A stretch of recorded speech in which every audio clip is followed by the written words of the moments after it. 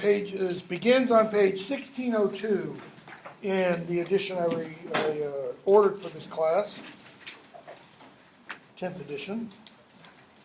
And you've got an introduction, which I'm not going to say much about, except to emphasize what I've got up here on the board. Hamlet is within the genre of tragedy called revenge tragedy. Revenge tragedies were popular in ancient Rome. The greatest writer of revenge tragedies in ancient Rome was a writer named Seneca. Okay, and what kind of characterized these? The general plot was a murder occurs sometimes before the play opens.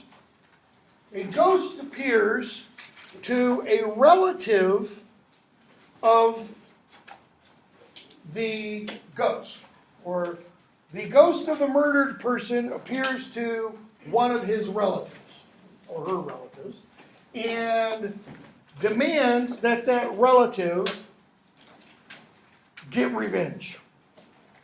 Avenge my death is the way Hamlet's father will say it. Okay? So the course of the play is how that revenge is performed. And what it usually ends up with in the kind of Senecan stuff is you got more murders. A bunch of people get killed. In some of the revenge tragedies of the classical world, I mean, you end up with 5 or 6 dead people on the stage at the end of the play. If you go back to earlier drama, not revenge tragedies per se, but earlier tragic drama from ancient Greece, which we'll be starting after Hamlet. We'll do, I think, 2 plays by Sophocles.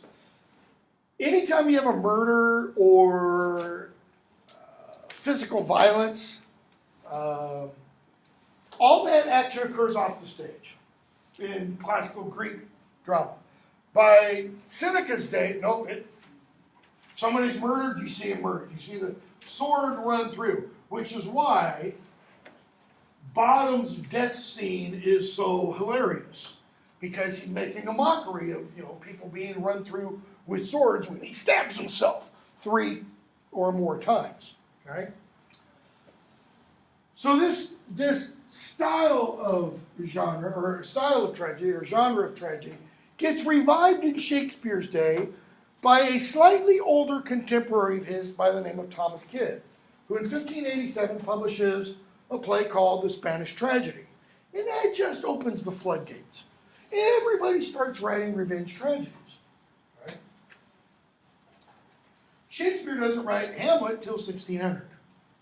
Or it's not published, it's not played until about 1601 or so. Okay?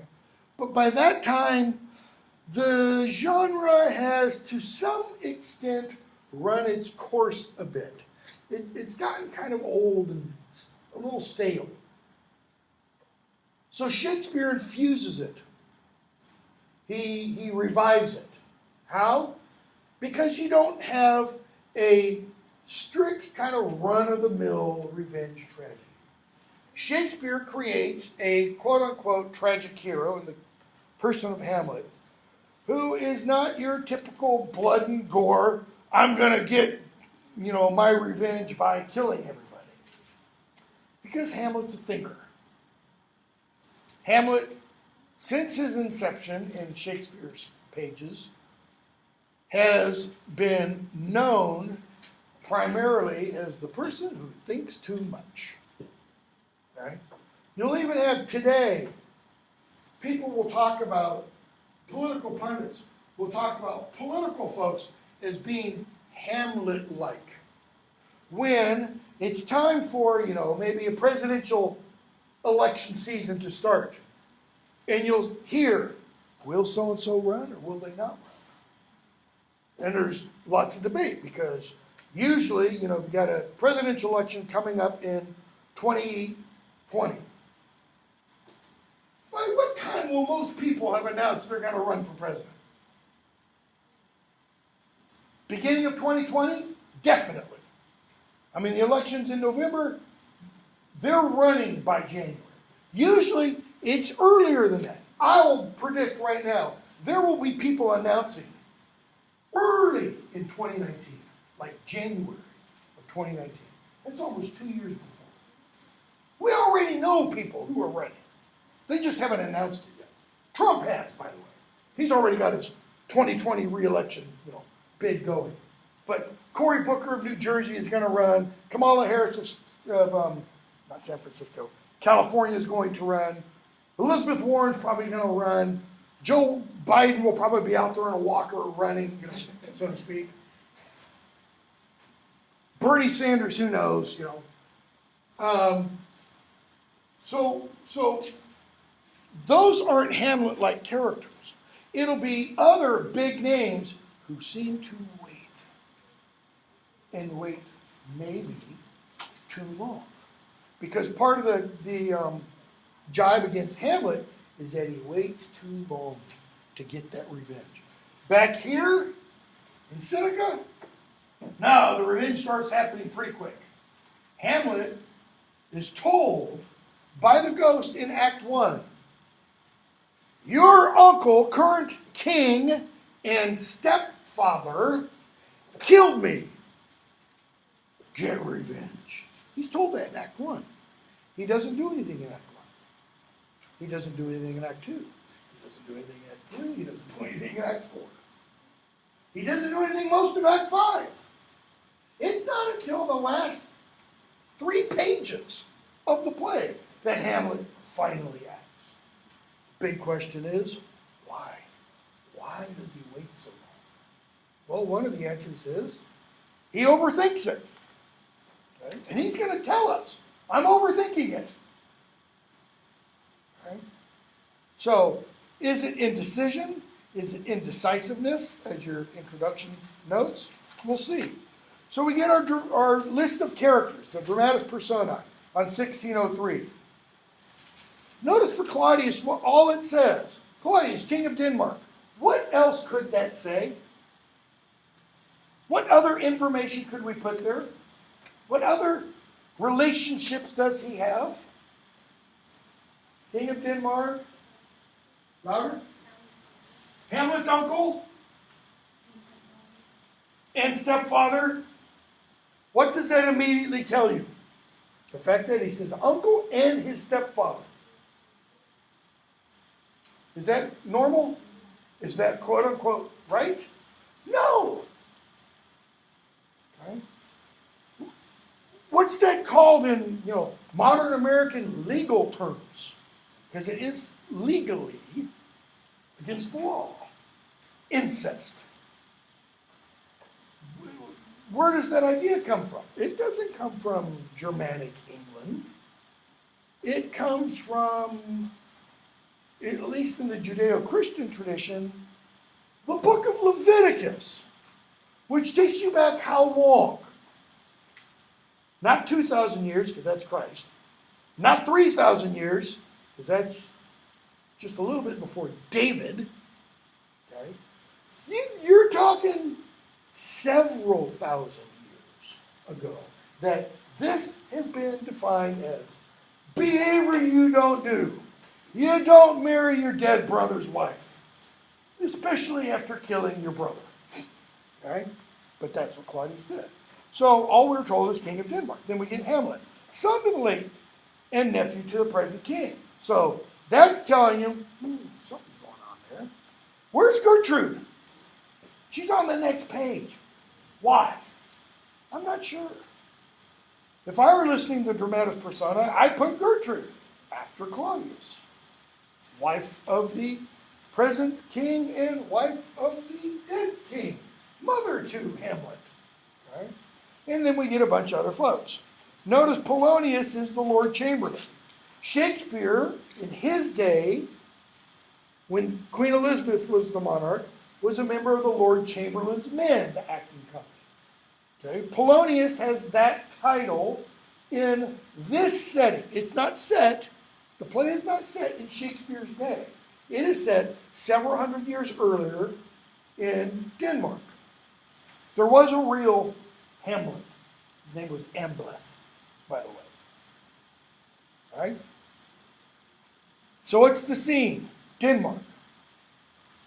And we open up Elsinore, which is the name of the castle or of the town that the castle is in. And they're on a platform. How does it begin? What are the first words? Who's there? What does that imply?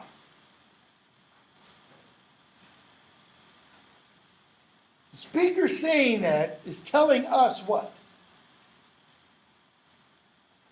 He doesn't know who is out there, right? Okay. What else does it imply? If the speaker says who's there, what is that telling us the speaker is doing? He's looking but can't see. He's looking but can't see, because you don't just sit at your desk while you're studying or writing or reading email or whatever, and you just don't out of the blue go, who's there? You kind of do that based upon what? One, you're looking. What else? You hear something. You maybe see something out of the corner of your eye. Okay?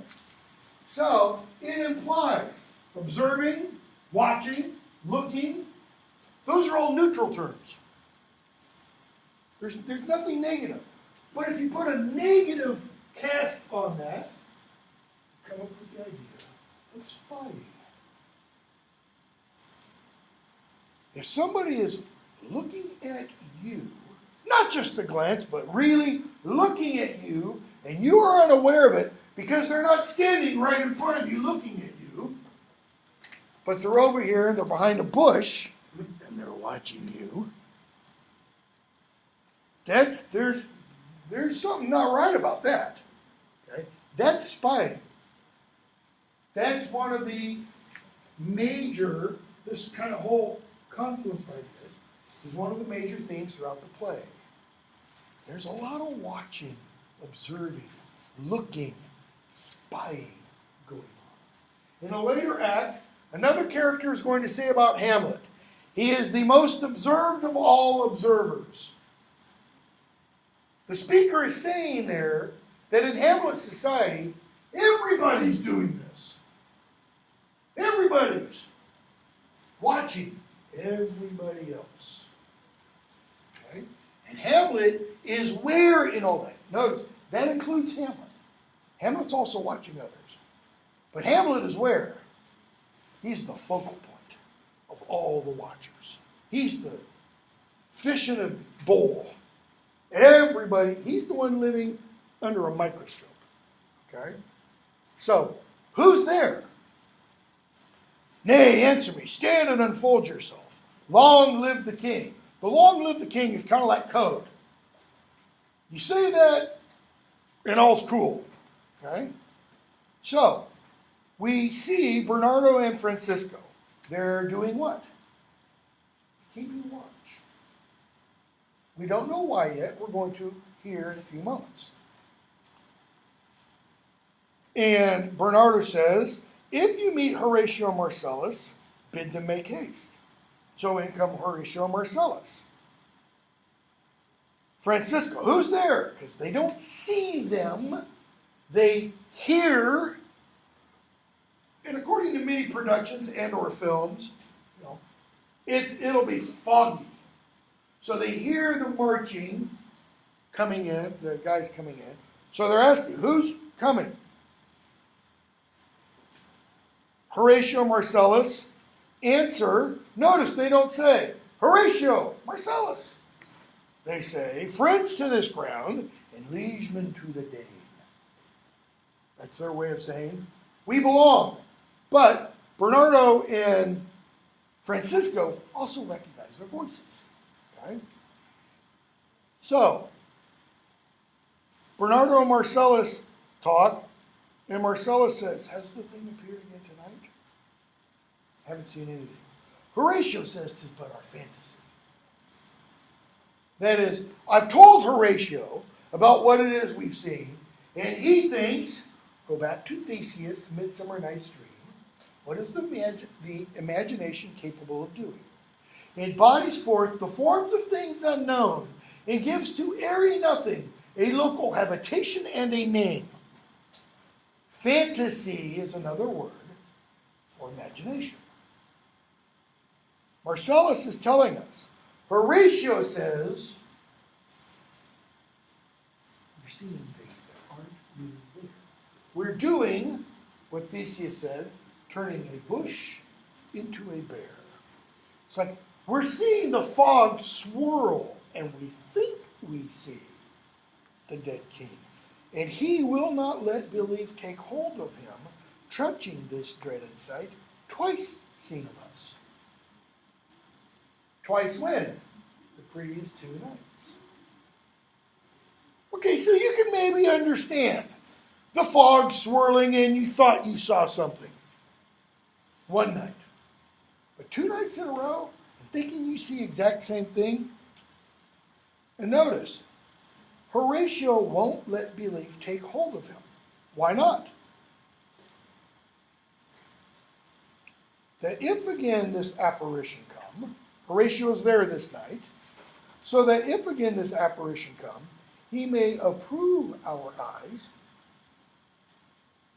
and speak to it. Approve our eyes means ratify what our eyes have seen. That's just fancy language for what? See it himself. He won't believe till he sees. In the Gospels, after Christ's death and resurrection, he appears to the 11 disciples, talks to them, shakes their hands, they ask how he's doing, etc. And then he goes. And then a 12th disciple comes in, 10 and 11, sorry, because Judas has killed himself. The 11th disciple comes in, they tell him, we've seen the Lord. This 11th disciple says, unless I put my finger through his hand and my hand in his side, I will not believe. From that 11th disciple, we get a phrase, doubting Thomas. 8 days later, they're all together in a room again. The door is locked, and Jesus appears. He doesn't walk through the door. He just appears in the room. What does he do? He doesn't go, hey guys, how you doing? He goes up behind Thomas, taps him on the shoulder. Thomas turns around, is dumbfounded, and Jesus goes, come on, put your finger through, feel it. And Thomas says, my Lord and my God. Jesus says to him, blessed are you who believe because you have seen, but more blessed are those who believe and have not seen. Okay? Thomas hasn't believed because he hasn't seen. Horatio. So, the ghost appears. And Marcellus says, speak to her, Horatio. Why? Because Horatio is a university student. What does that mean? He's studying, and everything he's studying is in Latin. Okay? Latin is the language of the church. It's not necessarily because they want Horatio to go up to that ghost and go, in Latin, begone, foul spirit, back to the depths of hell from which... It's not an exorcism. Right? They want him to speak to it to determine what kind of thing it is. So what does he do? He goes up to it. What art thou that usurps this time of night? Line 46. Together with that fair and warlike form in which the majesty of buried Denmark did sometimes march. Usurps. How can usurp night, the time of night? Well, what does usurp mean? It's when you take control of something you don't have right to. Carjackers are usurping the car from the person it belongs to. Hijackers are usurping the plane from the pilots it, quote unquote, belongs to. He is usurping this time of night. Why? We don't normally see ghosts at midnight, do we? I've been up at midnight plenty of times. I've never seen a ghost. Why? Because they usually aren't around. He's saying, you don't belong here. And notice, in whose form? warlike Denmark. By heaven I charge thee. That's like, Jesus' name I tell you. And what does it do? It starts to walk away. Now, I love that Marcellus says, it is offended. And Bernardo's little speech tells us why Marcellus says it's offended. Because it starts walking away. But imagine if we didn't have, see, it stalks away. What if it is offended and the director told the ghost to, shoot him the bird? That, I think, would actually be pretty cool. Who the hell do you think you are? Charging me by heaven. Because what state is the ghost in? I don't mean state, location. What metaphysical, spiritual state? Purgatory is what we come to find out, but dead. It's like, really? What else can happen to me? You can't kill me again. So Horatio charges it again. The ghost leaves. They talk about it. Horatio, before my God, I might not disbelieve without the sensible and true avouch of mine own eyes. I wouldn't have believed it if I hadn't seen it. So, Marcellus wants to know, why is it we're keeping watch? We're not in open warfare. So Horatio says, I can answer that. The last king, who was the last king? Hamlet Sr. Okay? The kings also go by other names, the names of their countries. So Hamlet Sr. was also Denmark. Claudius now can be Denmark. Hamlet Sr. defeated Fortinbras Sr., also known as Norway, in single combat. Norway challenged him to single combat. Hamlet Sr. killed him. And what does Horatio say?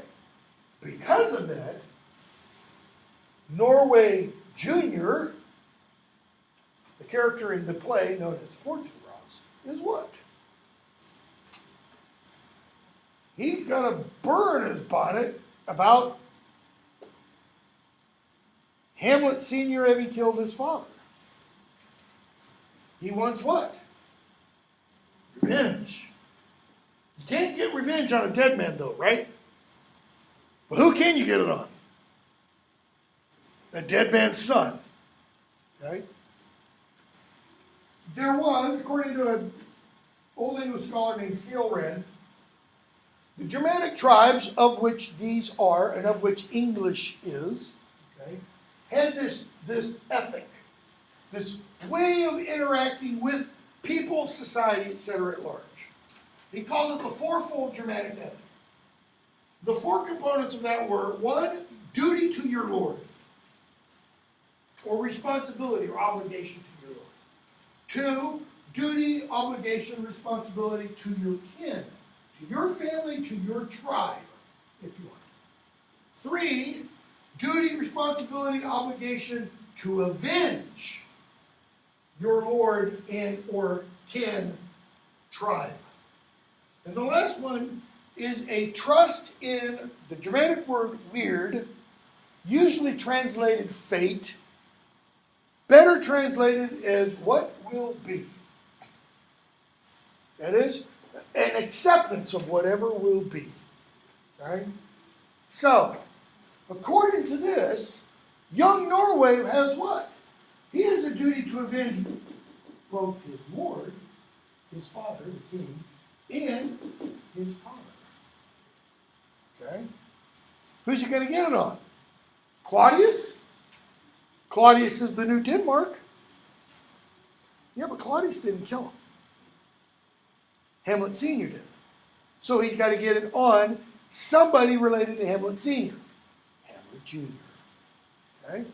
The ghost is going to tell Hamlet Jr., you've got to get vengeance against my killer, Claudius. So, vengeance is going every which way in the play. And we're going to see more. Hamlet's going to accidentally kill a character. That character's son is then going to want vengeance on Hamlet. So, Horatio says, that's why we're keeping watch. Young Norway is mouthing off that he's going to launch war. So we're just keeping watch. Right? Bernardo says, about line 108 on page 1607, I think it be no other but e'en so. In other words, I think you're right. I think that's it. Well may it sort, that is, well may it happen out, that this portentous figure comes armed through our watch. Portentous figure, the ghost. What does portentous mean? Or to portend, not pretend. Portend. Portend is a warning. You know, your birthday's coming up. Somebody sends you a birthday card.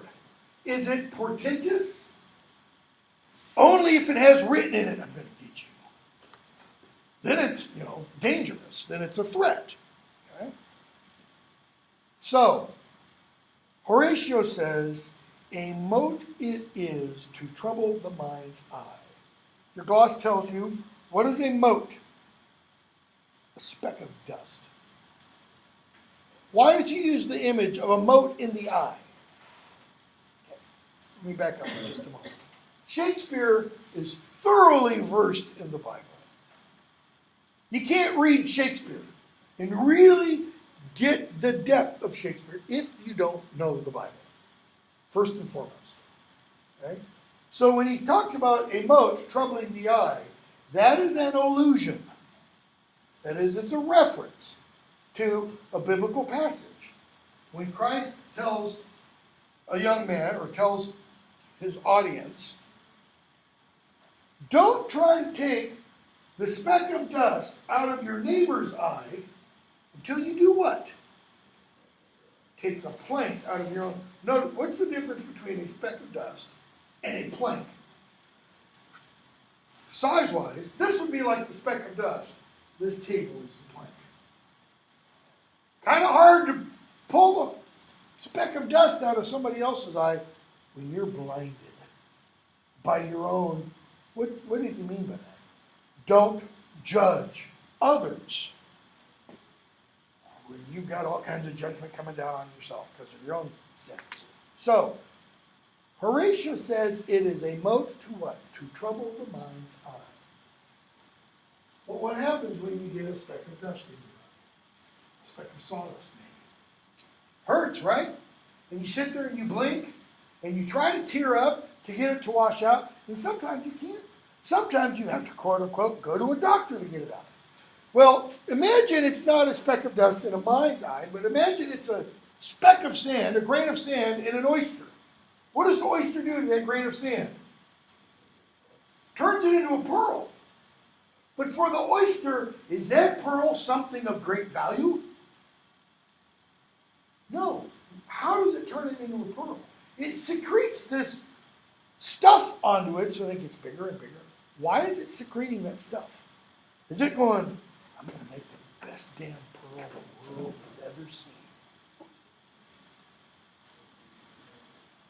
It's to ease the discomfort. But by putting the stuff on, and the grain of sand gets bigger and bigger and bigger and bigger and bigger and bigger and bigger, what's happening? That's like the wound festering.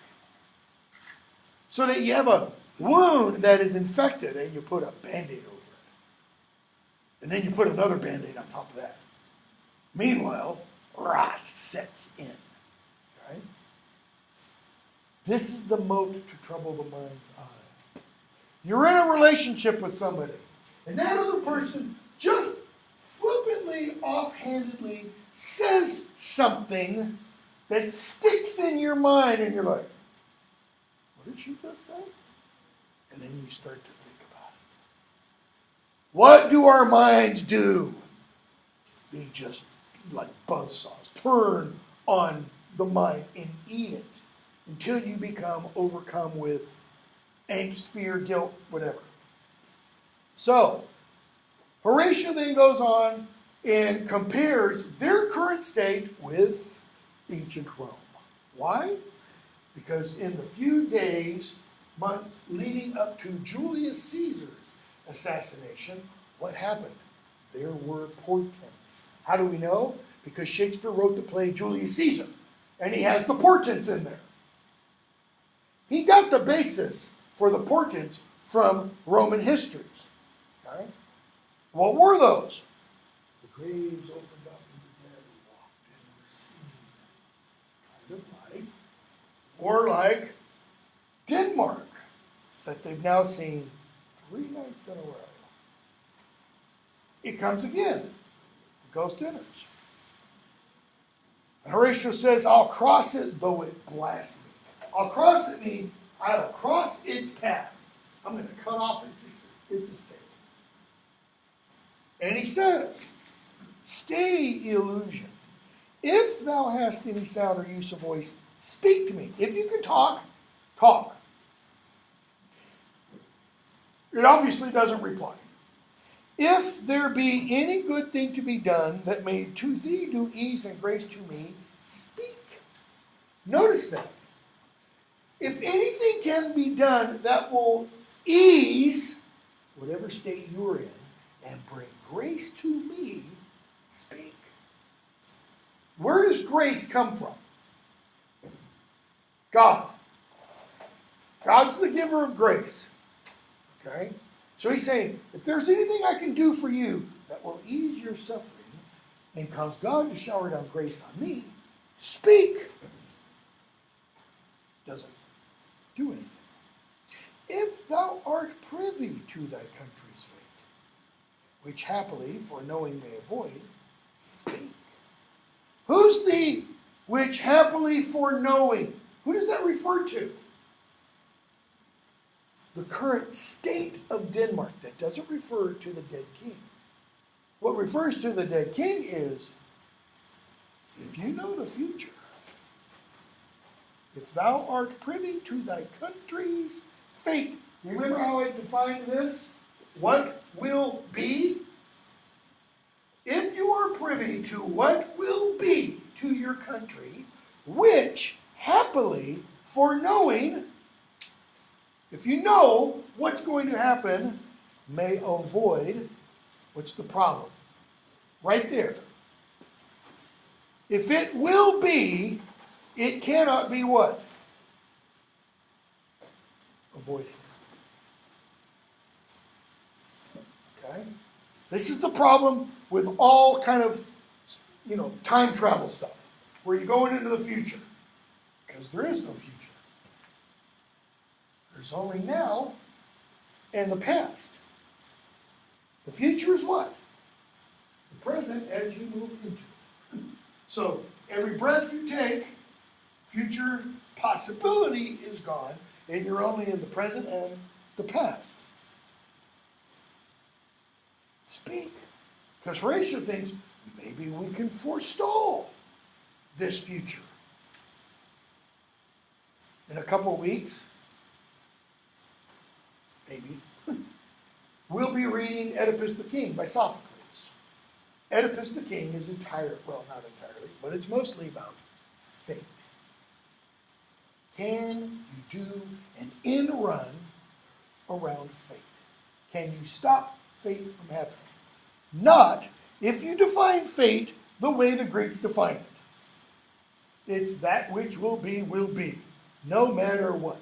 Even if you are told exactly what will be, and you try to stop what will be from happening, guess what you do? Your very attempt to stop what will be from happening causes it to happen. Okay?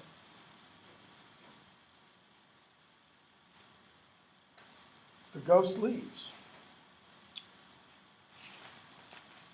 So, they talk some more.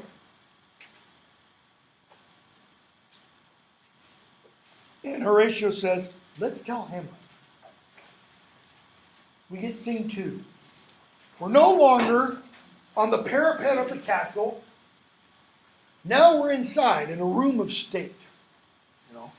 Think of this as the East Room in the White House, which is where they have diplomatic receptions and stuff. Okay? And what do we see? Flourish.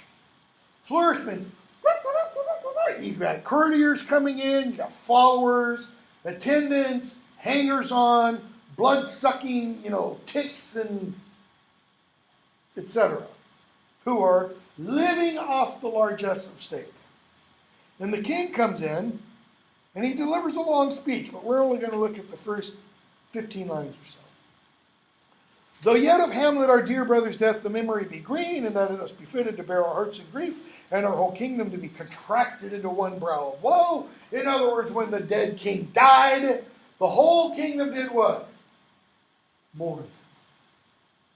When a president dies in office, the whole country mourns. Whether they agreed with that president, well, I don't know, we're in a totally new world. 50 years ago, when a president died in office, whether you like that president or not, everybody mourned. Hollywood actress just the other day said, "Where's John Wilkes Booth when we need him now?" Okay. Dead is utterly, which I just saw this morning, the Secret Service is talking to her, by the way. That's dangerous language. No matter what you think of whoever the president is.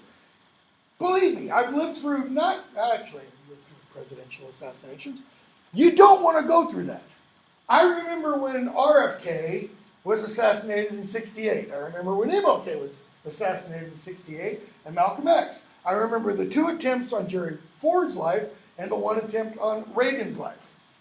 You don't want to change power that way. The election system is the best way to do it. Okay? I remember the impeachment proceedings, for Nixon as well. You don't want to, and Clinton, you don't want to do that. So, the whole country, he says, mourned. But what did we do? Therefore, he says, yet so far hath discretion fought with nature that we with wisest sorrow think on him, together with remembrance of ourselves. That is, we buried him, but we also thought of ourselves. He's using the royal we. I thought of myself at the same time. Why? He died, I became king. In Germanic fashion, he should not have become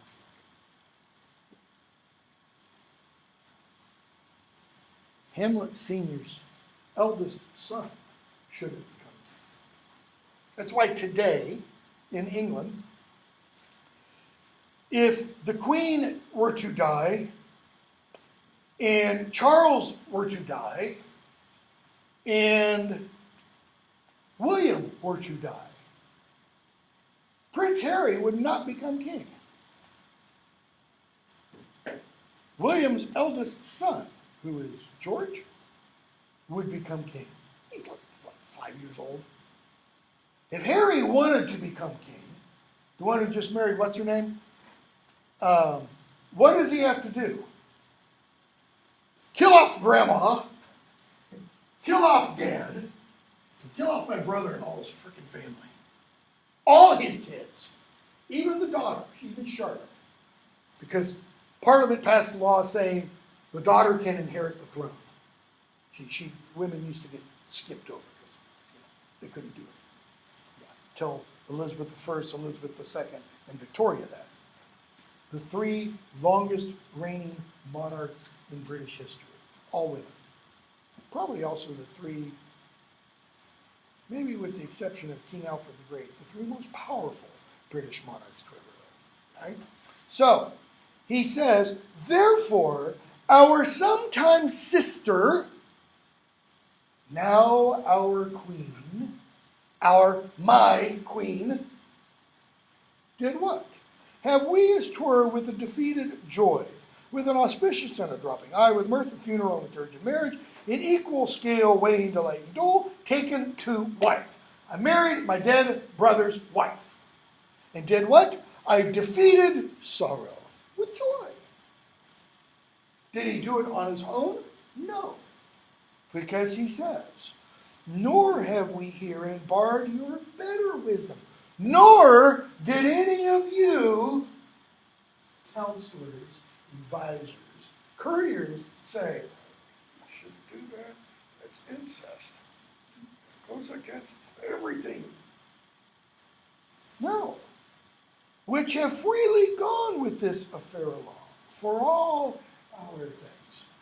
Yeah, Well, what kind of power / authority does a king have that an American president doesn't have? Not a king like today, because the queen has no power. She's a figurehead. You could use a king. King of Saudi Arabia has this. King of Jordan has this. All power. All authority. Can pass laws, write laws, can arrest people, can have them executed. Okay? President doesn't have that kind of authority. This king did. Okay? So people go, oh, you want to marry Gertrude? Sure, go right ahead with that. Because what happens if you say no? You disappear. Okay? So, he then addresses a few people. Talks about what's going on with Fortinbras, Norway. Talks to Cornelius and Voltimand. He asks Laertes, what's up with you, Laertes? Laertes is the son of Polonius, his Lord Chamberlain. Laertes says, I want to go back to Paris, continue his studies. He says, what's your father say? He says it's okay, then you can leave. And then the king addresses Hamlet. Line 64.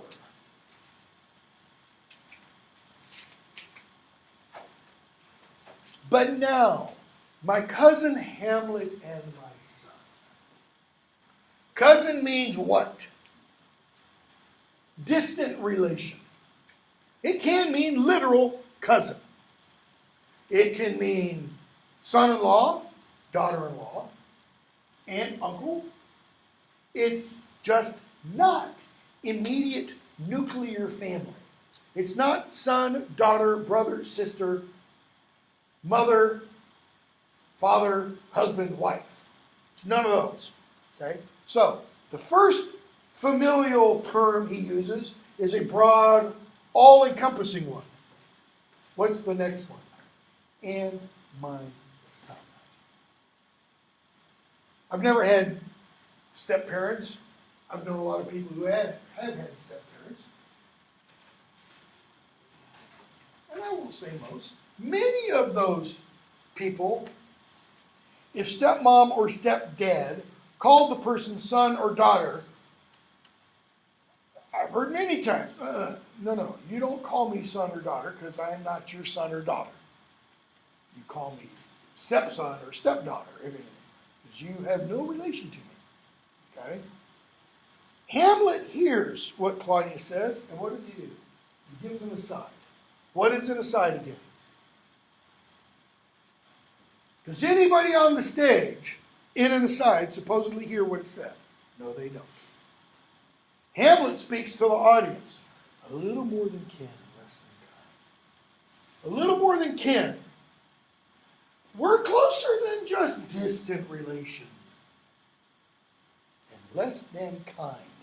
Kind there means of nature. That is natural. Our relationship is less than natural. How so?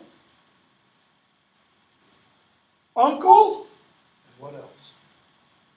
Stepfather. That is unkind, unnatural. Okay? How is it that the clouds still hang on you? Hamlet's walking around all the time, gloomy and depressed. Not so, my lord. I am too much in the sun. Hamlet takes that language, clouds, which Claudius means metaphorically as being depressed. Hamlet takes it and he interprets it and responds to it literally. No, I'm too much in the sun. But what is the sun? It's Claudius's presence. Claudius is the sun that gives light to the world. We even had a king in Western Europe who called himself the Sun King. Okay? Louis XIV of France. What's Hamlet mean? I need to get away from you. The queen addresses him. Now, the queen is his mother, his biological mother. She gave birth to him. Good Hamlet, cast thy nighted colour off, and let thine eye look like a friend on Denmark. Do not forever with thy chiby veiled lids seek for thy noble father in the dust. Thou know'st 'tis common. All that lives must die, passing through nature to eternity. The sum and meaning of her speech is, Hamlet, why are you mourning your father's death? Don't you know everything that lives dies? How long has his father been dead? Flip the next page over. I think it is. And Hamlet's going to say, not 2 months. And she's telling him, come on, Hamlet, everybody dies. Suck it up, boy. So, he says, tis common. Okay. Cast thy nighted colour off. Why nighted? He's wearing black. Why is he wearing black? What color do you wear to funerals? Black. You don't wear bright, flowery, or white. Right? It's symbolic of mourning. Why are his eyes covered with veiled lids? And why does he seek his noble father in the dust? Is he walking around going, you there, Dad? No. It's because he's walking around looking at the ground all the time. And all people see are his eyelids. He's not walking around with his eyes closed. Okay? He says, 'tis common. In other words, you're right. Everything that lives dies. Cheery idea, right? Students often accuse me of being morbid. Because I love to say, the moment you're born, you start to die. The fate, if you want, take that. I better make sure I put the lid on. Take that great hourglass of your life, and the moment you were born, it starts doing this. What does that mean? The grains of time start running out. The stopwatch is running. Do you outrun it? Nope. Okay? Oedipus is going to say the same thing, by the way. Yeah, it is common. Everybody dies. So she says, then why seem it so particular with me? Why seems it so? Why does this death seem so particular, so uncommon to you? What does she really mean? Why are you mourning so much for your father? What does this tell us about Gertrude? Is it that she didn't love him? She now has a new husband, so that love's been replaced. It's not necessarily that she didn't love him, but maybe. What else? What about her relationship with Hamlet? I think she's a cold woman. I mean, this is a cold, heartless person. Okay? Hamlet. He latches on one word. Seems. Because she says, why seems it so particular? Seems? Nay, it is. It is particular to me. Why? Because Hamlet's saying, I don't care about Joe Blow out there in the woods who died. Why? I don't have any relation to him.